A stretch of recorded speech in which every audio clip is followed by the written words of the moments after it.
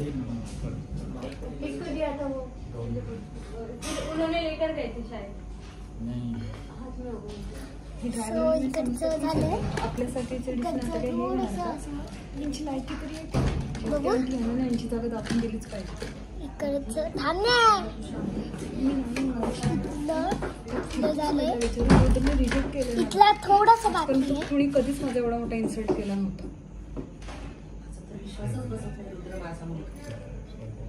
जादू केली आहे त्या गौरीने. देव सांग राजा नंदिनी सगळ्यांना बुरळ घातली.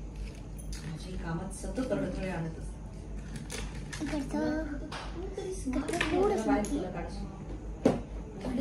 एक दोन मिनिटं रेवती आंटी नका ना परत तिची आठवण करून देऊ. तिचा चेहरा जरी आठवला तर हेडेक होतो.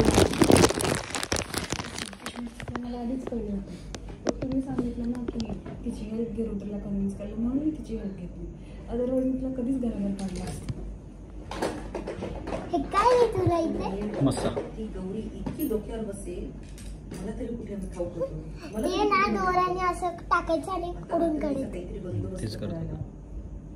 गौरी प्रकरण जरा जड जाते. बंद कर. सुमित उतरून येताना दिसतो. तू बोल याला कोणी बोलवला? मी. कशाला? त्याला यूज करायला. यु नो हा माझ्यासाठी काही करू शकतो. उपयोगी पडेल. मी आलो इथे. रेवती आंटी इथे. हे काय करते? मला वाटलं आपण दोघेच भेटणार आहोत. ही इथे असेल तर मी तुझी मदत नाही करू शकणार. सॉरी. बाय. सुमित ते सगळं खोटं होतं का? काय तुझं मनात होत असते? काय म्हणत होतो मी? की माझ्यासारखी ब्युटिफुल मुलीला रिजेक्ट करायला. मूर्खपणा मी कधीच करणार नाही. Yes and I mean it. मी नाही आहे का ब्युटिफुल? तुझ्यासारखी सुंदर मुलगी मी आजपर्यंत बघितली नाही.